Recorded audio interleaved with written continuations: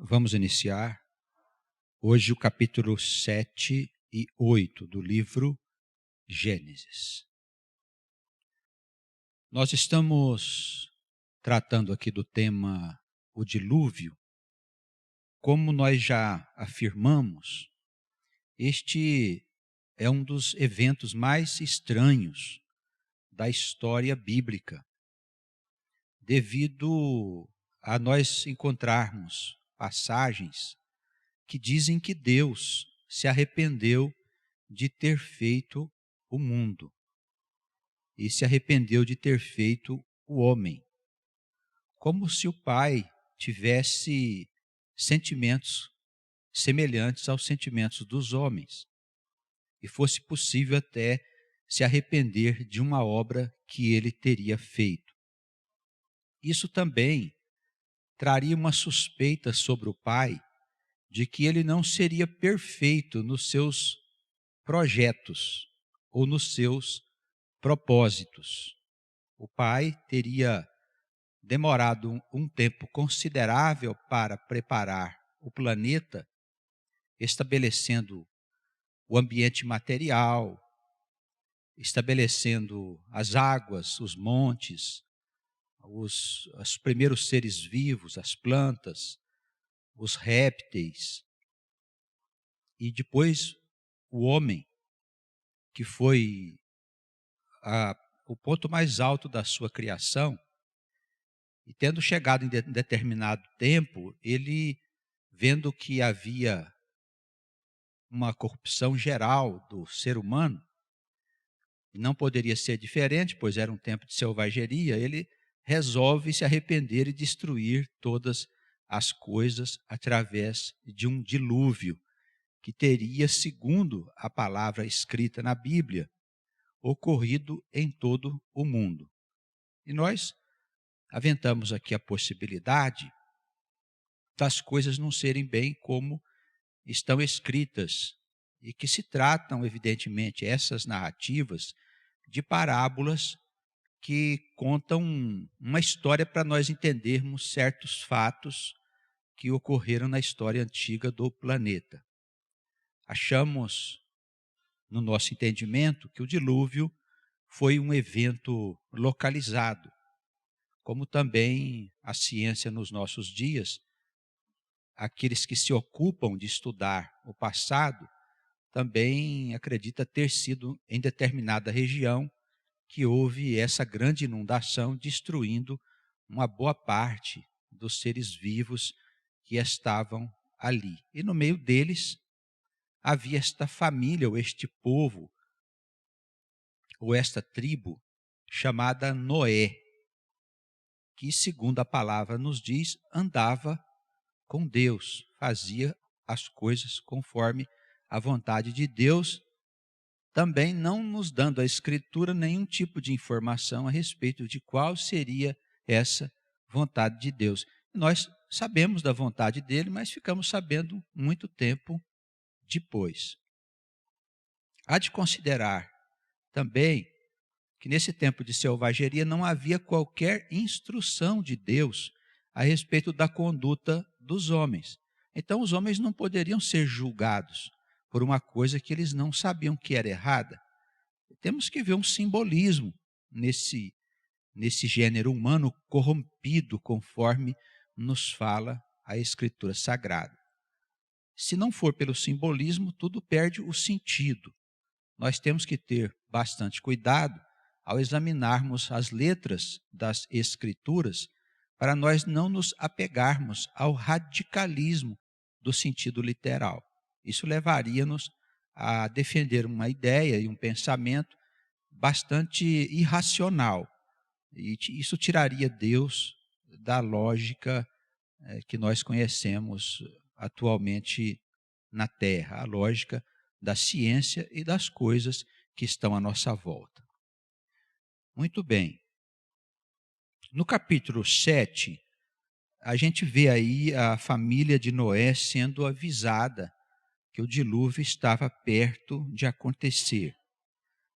Depois disse o Senhor a Noé: entra tu e toda a tua casa na arca, porque tenho visto que és justo diante de mim nesta geração. De todos os animais limpos, tomarás para ti 7 e 7, o macho e sua fêmea, mas dos animais que não são limpos, 2, o macho e sua fêmea. Também das aves dos céus, 7 e 7, macho e fêmea, para conservar em vida sua espécie sobre a face de toda a terra. Porque passados ainda 7 dias, farei chover sobre a terra 40 dias e 40 noites, e desfarei de sobre a face da terra toda a substância que fiz. Então, a palavra literal, escrita aqui na Bíblia Sagrada, fala que Deus iria destruir tudo aquilo que ele havia feito. E nós precisamos entender as coisas por um outro ponto de vista, como sendo uma destruição localizada. Isso é importante para que as coisas não fiquem meio sem pé e sem cabeça. Aqui na introdução, usando agora aqui de uma alegoria, ele fala a Noé, o Senhor, para que ele entre na arca com toda a sua casa. Estava ali, naquele momento, sendo previsto uma grande destruição que viria sobre aquela região. E Noé, ele creu no anjo que havia lhe revelado dos acontecimentos que estavam por vir. E ele creu, e não só ele, mas também toda a casa dele. Ele fez com que aqueles que participavam da sua vida familiar pudessem também crer naquilo que o Senhor disse que iria acontecer. Fizeram a arca e entraram na arca todos para que pudessem ser preservados dos acontecimentos destrutivos que foram previstos pelo Senhor. E nos nossos dias, usando de uma interpretação semelhante e de alegoria, nós trazemos para esses tempos a ideia de que nós também precisamos nos abrigar na arca do Senhor, porque estão previstos tempos de grandes destruição sobre a face da terra. E nós temos que decidir, nós que estamos reunidos aqui, mesmo os irmãos que recebem a palavra nas outras localidades, nós precisamos decidir se nós cremos que os dias são chegados ou se nós não cremos, porque isso faz toda a diferença.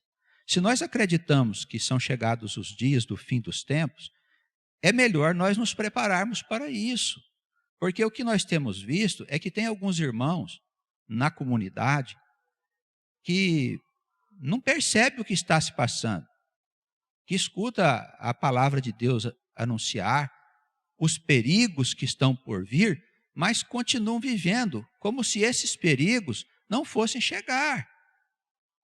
E a palavra de Deus, em muitas passagens, ela chama a nossa atenção para esse descuido. Existem muitas parábolas no Novo Testamento falando a respeito desse descuido, que nós não podemos deixar tomar conta do nosso coração em relação aos tempos do fim do mundo. Nós acreditamos que o fim do mundo é chegado, nós cremos que isso está perto para acontecer em alguns anos, ou nós não cremos? Se nós não cremos nisso, irmãos, nós estamos meio fora do entendimento da palavra de Deus. Porque em tempo algum houve tantos sinais como nós estamos vendo nos nossos dias. Ora, não é necessário você ser muito versado na Escritura, muito entendido, para saber o que está se passando no mundo. É apostasia. Nós estamos vendo as leis serem mudadas e os costumes serem modificados em breve tempo, faz alguns anos. De 10 anos para cá, a situação está se tornando grave. Na Europa e nos Estados Unidos, está bem pior do que aqui a apostasia. Mas no nosso país, os meios de comunicação já estão dando força a esse espírito. Nunca houve isso no mundo, irmãos. Nunca houve essa inversão dos valores, essa distorção da conduta, das regras de conduta ensinadas por Deus. Essa distorção que nós vemos acontecer no seio de uma sociedade que está sendo dominada pelo mal.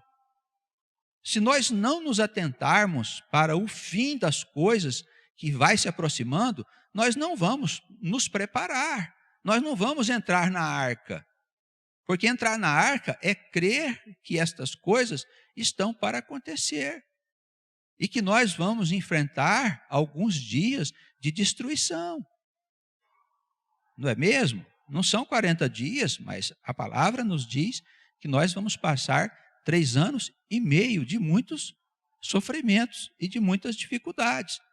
Nós estamos preparados para isso ou nós vamos continuar fazendo como a maior parte da cristandade faz, de ignorar as coisas que vão acontecer, achando que vão sair voando para o espaço quando chegar o fim do mundo, através de um tal arrebatamento que inventaram.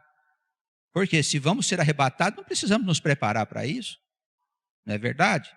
Para que nos preparar para entrar na arca do Senhor e nos proteger dos tempos difíceis, se nós não vamos estar aqui para nós vivermos esses dias difíceis? Então, faz toda a diferença. Se nós cremos que como povo de Deus, nós vamos atravessar os tempos de dificuldade, esses dias difíceis, para depois herdarmos a terra prometida, porque a terra prometida é o novo mundo.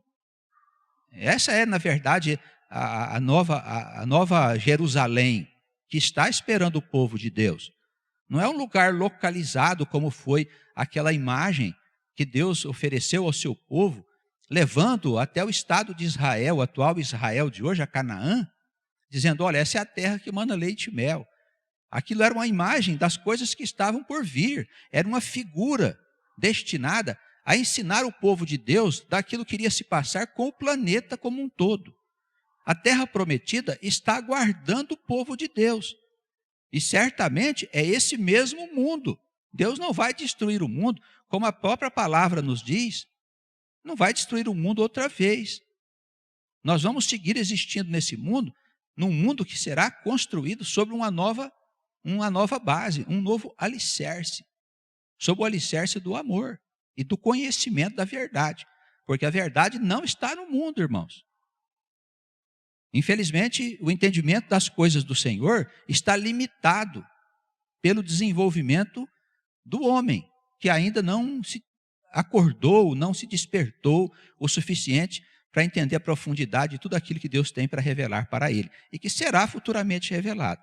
Então, nós estamos entrando na arca em obediência ao Senhor, crendo nas coisas que estão por vir, ou nós vamos continuar vindo na igreja, ouvindo a pregação da palavra de Deus e vivendo como se nada estivesse acontecendo, que é o que a gente vê hoje. O pessoal come, o pessoal bebe, o pessoal casa, o pessoal viaja, o pessoal fica assim, como se não tivesse acontecendo nada no planeta. Como povo de Deus, nós precisamos saber se nós vamos entrar nessa arca do Senhor, quer dizer, se nós vamos tratar com seriedade as coisas do Senhor, ou se nós vamos ser surpreendidos a hora que chegar a inundação. E a desgraça que vem sobre o mundo é muito maior do que aquela que aconteceu naquela região onde morava Noé com a sua família. Com toda certeza, é muito maior a desgraça. A inundação é muito maior do que você pode imaginar. Então, temos que tomar essa decisão. Nós somos povo de Deus ou não somos, ou somos gentios na fé? Porque o gentio é assim, não tem profundidade, vive aí envolvido com essas crenças de idolatria, de louvor a Deus, são coisas que na verdade mais enganam a alma do que traz para ela o esclarecimento e a verdade. As igrejas estão destituídas do ensinamento do Espírito Santo porque ela fechou o seu coração para entender as coisas invisíveis. Pois as coisas visíveis são feitas pelas coisas invisíveis. A Escritura diz isso. Agora, como é que eu não vou entender o que está no invisível?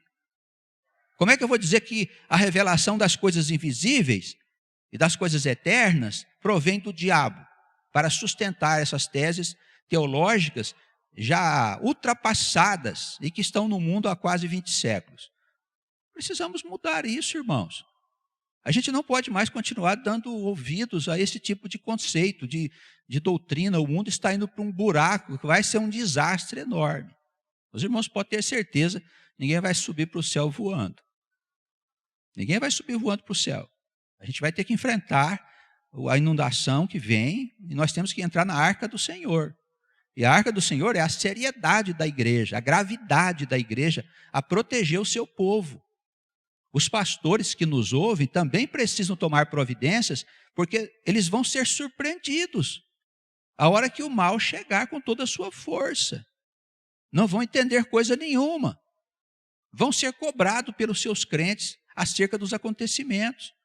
É necessário que o coração se abra para que o Espírito Santo possa falar junto deles sobre os acontecimentos que virão. Não é necessário que eu fale. O Espírito Santo vai falar com eles. Mas se eles não entenderem isso, a igreja vai afundar como barco de segurança. E a igreja cristã, ela é um barco seguro para os cristãos. Tem que ser um barco de segurança a hora que vier a inundação, porque já fomos avisados. E nós, como povo de Deus, para nós, a palavra dele e seu Espírito é a nossa segurança. Não importa se estamos na igreja A, B, C ou D. Ou se não temos igreja, isso não importa, de pouca importância, irmãos. Mas nós temos que entender que isso é sério. As coisas de Deus são muito sérias. Noé, ele obedeceu, entrou na arca com toda a sua família. Por quê? Porque Deus tinha visto que ele era um homem justo. Um homem que andava com Deus. Eu estou andando com Deus ou eu não estou andando com Deus? Eu preciso começar a pensar seriamente nisso. Porque o mal cada dia está mais presente na face da terra. E as suas armadilhas também são mais numerosas. E ele vai entrando no meio de nós e vai distorcendo a nossa maneira de pensar e de ver as coisas se nós não formos fiéis ao Senhor de verdade. De verdade.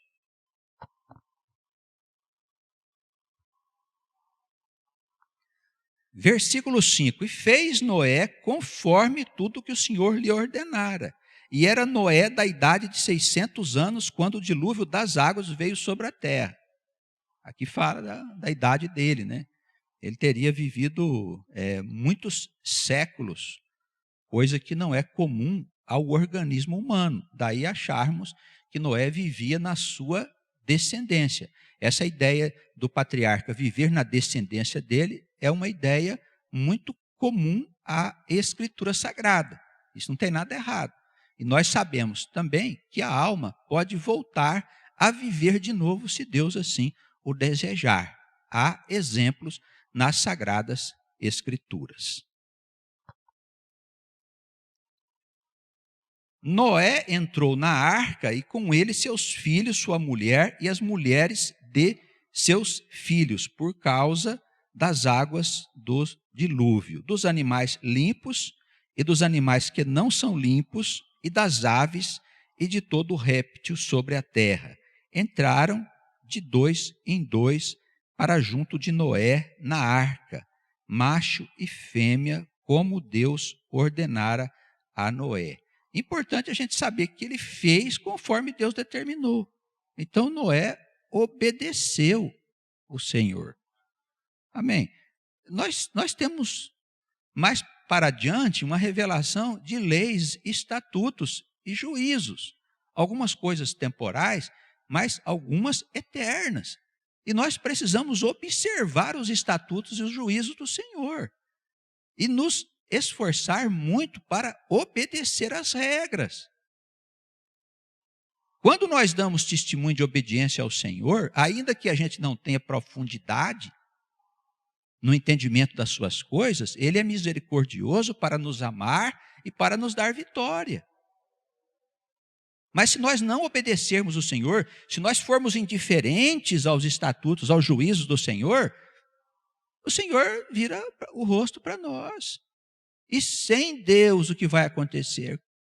A ira dele virá e tomará conta da nossa casa. E daí tudo começa a dar errado, irmãos. São muitos os momentos em que Deus estabelece pactos com o seu povo. E esse pacto se fundamenta sempre na obediência. Se você obedecer e andar nos estatutos, eu vou estar com você, vou te dar bênçãos, etc. Se você não fizer, infelizmente, eu vou castigar você. Assim é a lei do Senhor. Existe um entendimento bem equivocado sobre a figura de Jesus. Tem muitos crentes que pensam que pode passar a vida pecando. Estão dentro de igrejas. Não da nossa, porque eu falo para a pessoa quando tiver uma situação dessa natureza. Mas tem irmãos que eu conheço que vivem em igreja fazendo coisa errada, achando que Jesus já deu a garantia de salvação. Olha a que ponto chega a distorção dos conceitos dentro de certas igrejas. Acha que Jesus já garantiu para aqueles crentes a salvação, mesmo que eles cometam pecados. Não é bem assim, não. Examinando a doutrina de Paulo, ele diz, olha, se você morreu para o pecado, como é que pode viver com ele? Não é? Se eu encontrei mesmo o caminho da salvação, não posso viver no pecado. Ainda que eu tenha que armar uma grande confusão dentro de mim para conter os meus instintos e arrastamentos. O Paulo não dizia que esse era o bom combate? O que é o bom combate? Acha que é o quê? Pegar uma espada e sair por aí brigando? Não, o combate, o grande combate que nós precisamos fazer, está dentro de nós. É aí que nós temos que frear aquele que quer pecar. Queremos o pecado, porque somos marcados com essa irracionalidade que ainda predomina sobre a vida terrena. Isso precisa mudar. O mundo vai se afundar porque vive andando nesses caminhos que só trazem consequências nefastas. Então, Noé era um homem obediente e fez Noé conforme tudo aquilo que o Senhor ordenara. Não é que ele fez uma coisa só, outra ele não fez, não. Noé, o Senhor mandou fazer 50 coisas, ele fez 49. Não, ele fez 50. O Senhor mandou fazer 50 coisas, ele foi lá e fez. Ele fez tudo conforme o Senhor lhe ordenara. Nós podemos chegar lá Senhor, olha, eu não adulterei, no entanto, eu menti. Então, será que não dá para o Senhor compensar? Não dá. O Senhor não faz troca. O dilúvio chega, versículo 10. Aconteceu que passados 7 dias, vieram sobre a terra as águas do dilúvio. No ano 600 da vida de Noé, no mês segundo, aos 17 dias do mês, naquele mesmo dia se romperam todas as fontes do grande abismo e as janelas dos céus se abriram. Houve chuva sobre a terra 40 dias e 40 noites. E no mesmo dia entraram na arca Noé, seus filhos Sem, Cão e Jafé, sua mulher e as mulheres de seus filhos, eles e todo o animal conforme a sua espécie, e todo o gado conforme a sua espécie, e todo o réptil que se arrasta sobre a terra conforme a sua espécie, e toda ave conforme a sua espécie, pássaros de toda a qualidade e de toda a carne, em que havia espírito de vida, entraram de 2 em 2 para junto de Noé na arca. E os que entraram eram macho e fêmea de toda a carne, como Deus lhe tinha ordenado, e o Senhor o fechou dentro. E durou o dilúvio 40 dias sobre a terra, e cresceram as águas, e levantaram a arca, e ela se elevou sobre a terra. Bem, temos que considerar aqui, irmãos, o estado da teologia desse povo antigo, desses que escreveram essas parábolas. Nós sabemos que faz pouco tempo que o mundo entendeu que a terra era redonda. Já falamos aqui, por volta do ano de 1500 da nossa era. Então, quando a gente lê um texto bíblico escrito há muito tempo atrás, é necessário considerar a ideia geral do povo, aquilo que eles entendiam, e como era o mundo e como as coisas funcionavam. Nessa época, eles acreditavam que havia água não só dentro do chão, embaixo da terra, mas que havia águas também em cima dos céus, da onde chovia. E nós sabemos que não tem água lá em cima do céu, mas eles pensavam que sim.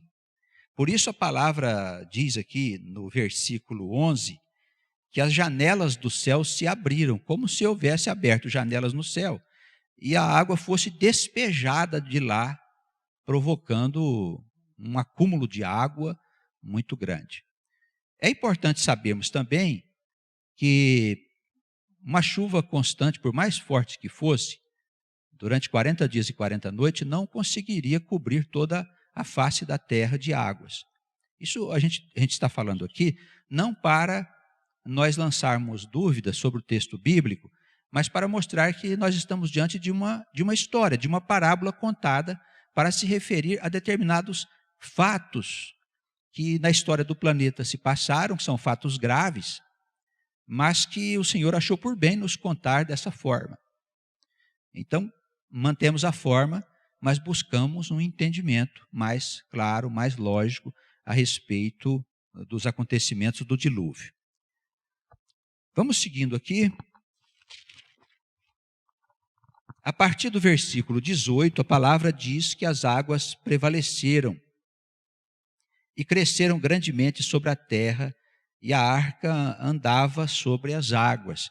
Ela não teria sido feita para ir a um determinado lugar, mas para flutuar sobre as águas, não resistir à inundação e não para ir para um determinado ponto. Por isso não tinha leme, né? Foi mesmo uma grande caixa feita, né? Então são 137 metros de comprimento por 23 de largura e 14 metros de altura, segundo os estudiosos do assunto. Essa arca andava sobre as águas de um para outro lado, sem saber muito bem aonde ela iria pousar. Mas ela estava sendo guiada por Deus. Não vejo ainda essa condição nos nossos dias, mas quando chegar aquele tempo, também o povo de Deus vai estar protegido por ele, como se esse povo estivesse numa arca. É claro que nós gostaríamos de saber o que vai acontecer em detalhes, mas isso ainda não foi revelado. Temos que aguardar o momento certo. Mas já podemos tirar alguma conclusão pela arca de Noé, que a nossa arca, ela também não vai ter um destino. Não vamos sair de um para outro lugar, juntar o povo de Deus, que está espalhado no mundo, para levá-lo a uma determinada nação, como se a barca tivesse que ir para um ponto. Mas nós vamos sobreviver nesse tempo. Daquele mesmo modo que Noé não sabia onde a arca ia parar, ele tinha confiança que aquele Deus que havia pedido para ele preparar a arca e tomar os devidos cuidados, ele iria levar essa arca num lugar seguro. E assim aconteceu. Eu penso que quando vier aquele tempo em que nós nos sentirmos assim sem rumo, eu acho que nós precisamos nos apegar firmemente na nossa fé em Jesus e nos ajuntar como povo de Deus aonde nós estivermos, e a nossa arca com certeza vai flutuar no meio da grande confusão que vai se formar no mundo, embora às vezes pareça que o Senhor não está ali no comando, mas Ele vai cuidar de tudo como fez com Noé. E um dia nosso barco vai estar em lugar seguro e a terra voltará a ser novamente uma nova humanidade, apesar das destruição que vão acontecer no juízo, e com certeza não mais haverá para sempre qualquer tipo de mal sobre a face da terra, segundo as promessas do Senhor. E as águas, elas prevaleceram, versículo 19, sobre a face da terra de maneira excessiva, e todos os altos montes que havia debaixo de todo o céu foram cobertos. 15 côvados acima prevaleceram as águas, e os montes foram cobertos. E expirou toda a carne que se movia sobre a terra, tanto de ave como de gado, e de feras, e de todo réptil que se arrasta sobre a terra, e todo homem. Tudo que tinha fôlego de espírito de vida em suas narinas, tudo que havia em terra seca morreu. Assim foi destruído todo ser vivente que havia sobre a face da terra, desde o homem até o animal, até ao réptil e até a ave dos céus. E foram extintos da terra, e ficou somente Noé e os que com ele estavam na arca. Prevaleceram as águas sobre a terra 150 dias.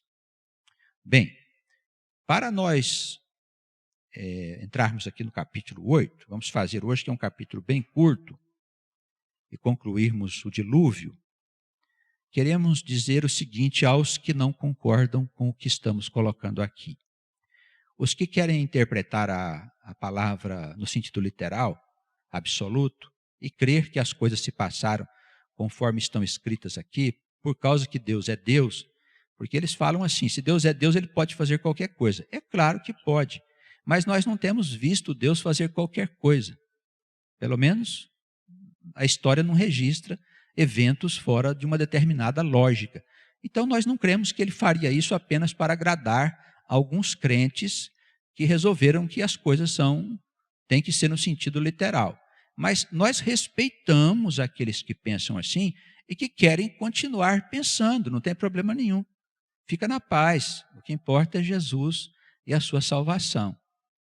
É isso que importa. A verdade, ela vai se impor por ela mesma. Não é necessário que alguém a diga. Quando vier o dia do juízo, os tempos do fim, naqueles dias em que vai haver perseguição sobre o povo de Deus, então a verdade se estabelecerá por si mesma. Ninguém vai dizer, eu discordo. Seja ela a verdade no sentido literal, ou seja no sentido alegórico, como nós estamos colocando aqui, sendo parábolas essas histórias, para nós isso não faz nenhuma diferença. A bondade e a misericórdia de Deus e a sua verdade virá sobre todos nós. Então, não nos tenha como inimigos. Não concorda?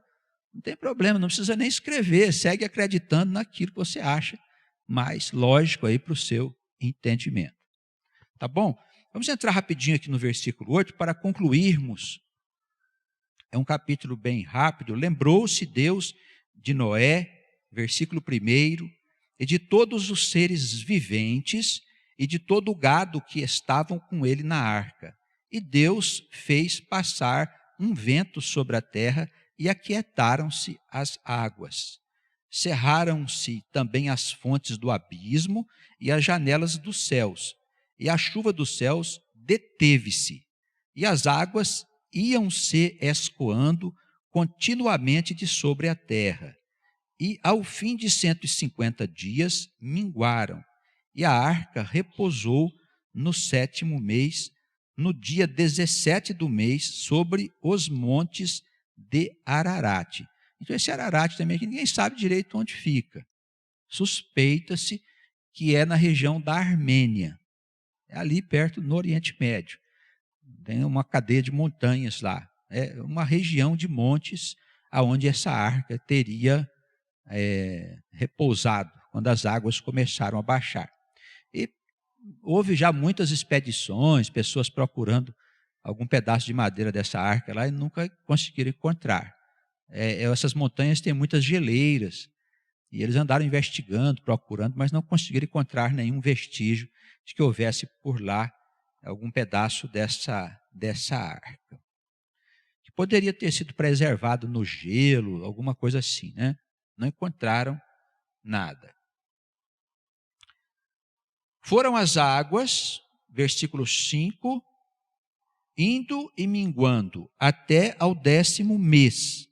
No 10º mês, no primeiro dia do mês, apareceram os cumes dos montes, E aconteceu que, ao cabo de 40 dias, abriu Noé a janela da arca que tinha feito, e soltou um corvo que saiu, indo e voltando, até que as águas se secaram de sobre a terra. Depois soltou uma pomba, para ver se as águas tinham minguado de sobre a face da terra. A gente vê que tem uma repetição aqui, o corvo foi, voltou, até secar a água. Agora, de novo, ele está soltando uma pomba, não é? Então, essa pomba aí tem significado, uma série de interpretações alegóricas aí para o pessoal que faz aí a sua teologia, né? Mas, enfim, vamos tratar aqui apenas do fato em si. Soltou a pomba, versículo 8, para ver se as águas tinham minguado de sobre a face da terra. A pomba, porém, não achou repouso para a planta do seu pé. Voltou a ele para a arca, porque as águas estavam sobre a face de toda a terra. E ele estendeu a sua mão, tomou-a e recolheu-a consigo na arca. E esperou ainda outros 7 dias e tornou a enviar a pomba fora da arca. E a pomba voltou a ele à tarde, e eis arrancada uma folha de oliveira no seu bico. E conheceu Noé que as águas tinham minguado de sobre a terra. Então, esperou ainda outros 7 dias, e enviou fora a pomba, mas ela não retornou mais. E aconteceu que no ano 601, no mês primeiro, no primeiro dia do mês, as águas se secaram de sobre a terra.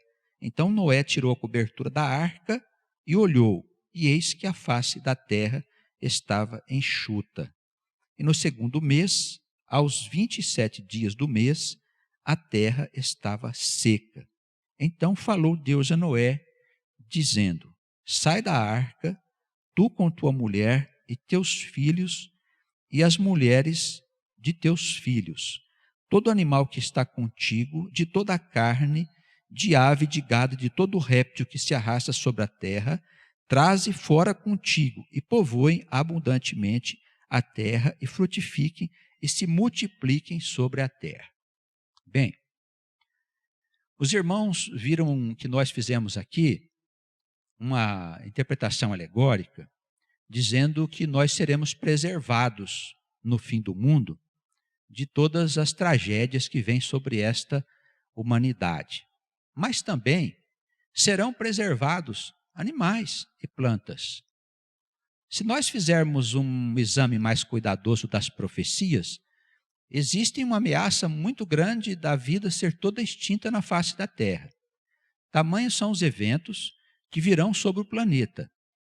O Senhor disse, olha, não ficaria carne nenhuma se não houvesse intercessão da parte de Deus. Nós vemos que até as plantas são destruídas. Os bichos que vivem nos mares, uma grande parte também serão destruídos. Mas nós, nesse tempo, não poderemos deixar, em momento algum, que o nosso coração se desespere. Nós vamos ter que, no nosso coração, deixar morar aquela coragem dos grandes homens de Deus, daqueles que vivem com fé e que têm certeza que Deus cuidará de tudo. Ele vai preservar animais de toda espécie, vai preservar árvores, sementes, para que depois de toda essa tragédia, o mundo possa seguir com um novo povoamento, né? Vai fazer uma nova habitação.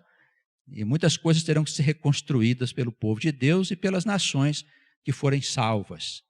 Vai haver um bom número de nações que vão ser salvas e guiadas pelo povo de Deus em novos caminhos, reconstruirão a nova humanidade, a Jerusalém prometida.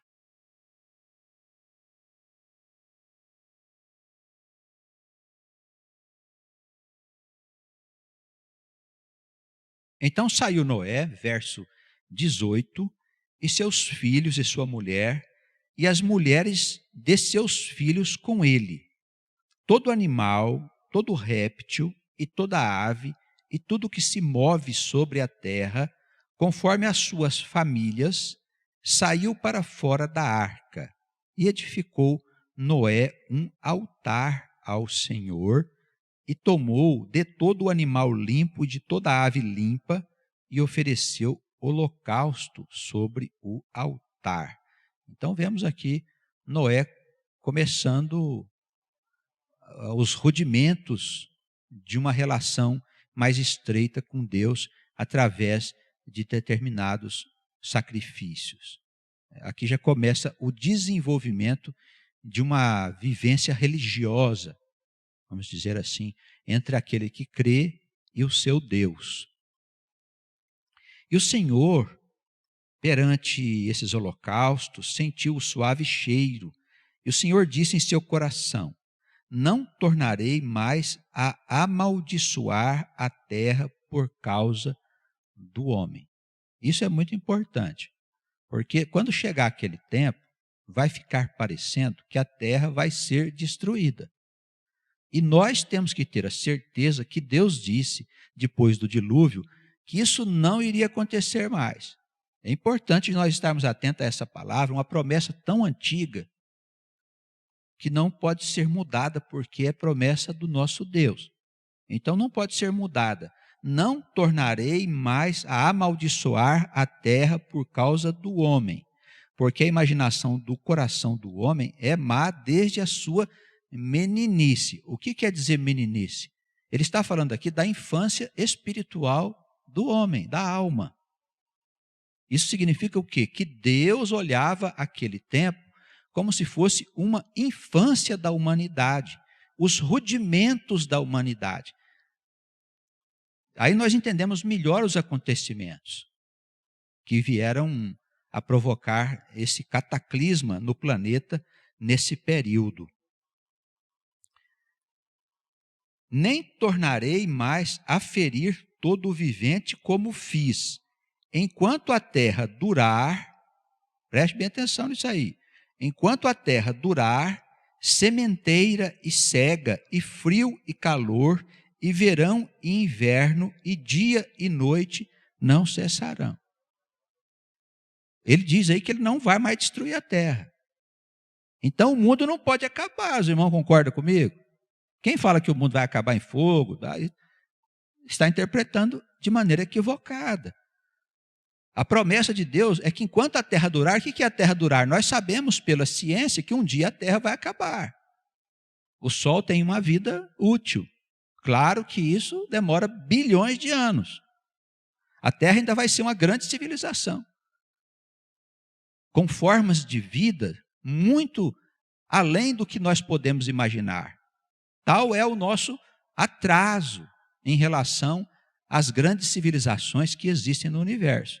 E existem outras civilizações no universo. Claro que sim, irmãos. Nós vamos ser uma grande civilização um dia. Mas, por enquanto, estamos apenas nos rudimentos da civilização. E lá naquele tempo, muito mais ainda. Veja que a promessa foi feita ao Noé e à sua descendência, de que enquanto a terra durasse, continuaria havendo inverno, verão, noite e dia.